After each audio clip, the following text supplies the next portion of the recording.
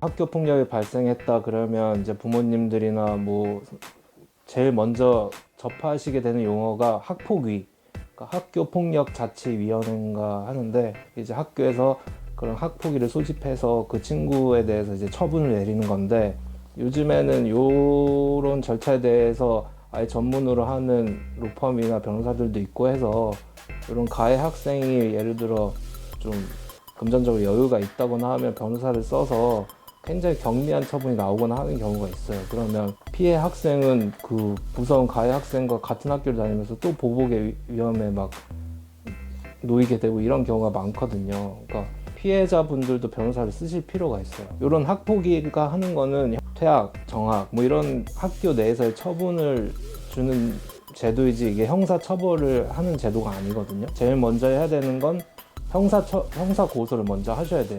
그러니까 우리나라는 14세 미만은 형사 미성년자라고 해서 형사 처벌이 불가능한데, 이 친구는 다행히도 형사 미성년이 아니라서 처벌이 가능한 상황이고, 돈을 요구하거나 심부름을 시키고 말을 안 들으면 폭행을 저질러서 이렇게 돈을 요구했다, 폭행이나 협박을 통해서, 요거는 공갈죄에 해당해요. 공갈이나 심하게 때렸으면 강도에 해당할 수도 있고요. 심부름을 시켰다, 이것도 죄거든요. 강요죄에 해당할 수 있고, 폭행을 저질렀다고 하는데 멍이 들 정도면 상해로도 볼 수가 있고, 여러 명이서 함께 때렸으면 이건 특수폭행 내지 특수상해에 해당해서 나름 되게 중범죄에 속해요. 요 제목으로 해서 이 친구를 형사 고소하는 게 첫 번째겠죠.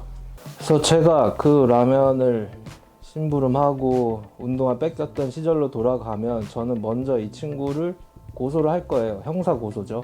그 강요죄와 공갈죄로 저는 고소를 할 수 있었을 것 같고, 그래서 요즘 그 소년범들, 그러니까 청소년들의 범죄가 성인들이 하는 범죄 못지않게 그 범죄 모양이나 뭐 그런 결과가 참혹하고 이런 경우가 많기 때문에 청소년이라고 해도 강하게 처벌하는 경우가 많거든요. 그래서 요 친구들을 형사 고소를 해서 처벌을 받게 하는 거, 요게 첫 번째가 될 것 같고, 두 번째는 청소년이기 때문에 교도소에 가지는 않고 가게 되는 소년원에 가게 되는데, 이렇게 소년원에 가지 않고 그냥 뭐 벌금이나 이렇게 가벼운 형에 그치면 이 친구들 학교를 같이 다닐 수 있어요. 그러면 뭐 보복이 오거나 이런 두려움도 있을 수 있고, 그렇기 때문에 이 친구들을 퇴학을 시키든 정학을 시키든 뭐 이런 해결을 위해서 학교폭력자치위원회, 그러니까 학폭위라고 하는데, 학폭위에도 이 사실을 알려서 이 친구들에게 그 학교를 그만 다니게 한다든지 뭐 그런 절차를 취하게 하기 위해서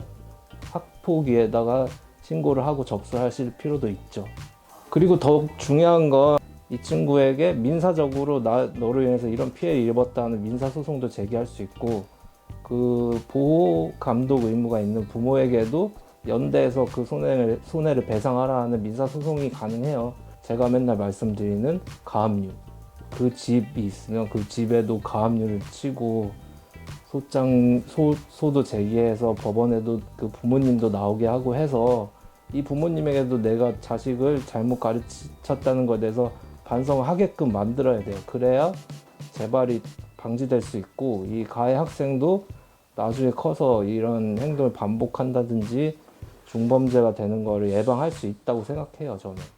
근데 이제 돈을 뺏기거나 심부름을 한 사실은 증거가 사실 현재는 남아있지 않을 가능성이 많은데, 이럴 때 중요한 게 내 옆에 친구예요. 그러니까 내가 강요를 받고 심부름을 하고 제가 억지로 사는 그 장면을 봤던 친구가 있다면, 이런 친구의 증언이 증거가 될 수 있고, 뭐 강력한 증거예요. 그래서 돈을 요구할 때 문자로 뭐 너 얼마 있냐 이런 게 남아있다면 그런 문자도 전부 취합해 두시고, 친구도 섭외해 두시고 진술서를 받아 두시는지 하고, 이런 증거들을 잘 준비해서 형사 고소를 하는 게 중요하다, 이렇게 말씀드릴 수 있겠네요. 정리를 드리면 요 가해 학생들이 중학생, 중3 학생들로 보이기 때문에 형사 미성년자가 아니고 이제 형법으로 처벌될 수 있는 나이에 도달했기 때문에 이 친구들을 뭐 형사 고소하는 게 중요하다. 그게 1번이고, 그리고 그 친구들과 같이 더 이상 학교를 다니거나 하면 그게 더 무서울 수 있잖아요. 그러니까 그런 걸 방지하기 위해서라도 학폭위에 접수해서 그거 신고하는 그 학폭위의 절차를 밟으시는 것도 중요하고, 그리고 세 번째로 형사 고소나 뭐 학폭에서도 다 증거가 있어야 되니까 관련 증거가 있다면 전부 다 확보해 두시는 것. 그러니까 사진도 찍어 놓으시고 진단서도 받아 놓으시고, 그런 진단서 받으실 때 아까 잠깐 깜빡했는데 정신과도 가셔가지고 트라우마가 생기셨다고 하는데 그런 거에 대해서도 정신과에서도 진단을 받아 놓으시면 좋아요. 그리고 그 내 피해 사실을 증언해 줄 수 있는 친구들과도 좀 얘기를 해서 그거에 대해서 진솔하게 얘기해 줄 수 있냐 이런 식으로 해서 그 친구들 진술도 받아 놓으면 도움이 많이 되겠죠. 그리고 마지막으로 요 가해 학생들도 문제지만 요 보호 감독을 소홀히 한 부모들의 잘못도 있다고 보고 있기 때문에 뭐 그 부모 상대로 한 뭐 위자료 청구 소송 같은 것도 추가로 생각하시면 아무래도 재발 방지나 뭐 이런 거에 있어서 도움이 크게 될 거라고 저는 생각을 합니다.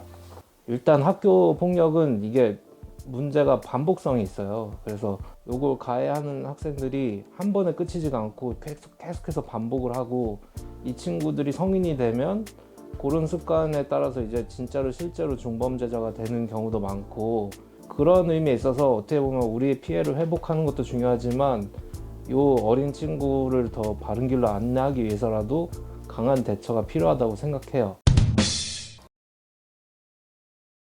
아는 변호사가 없거나 그 변호사가 무뚝뚝하면 저를 찾아주세요.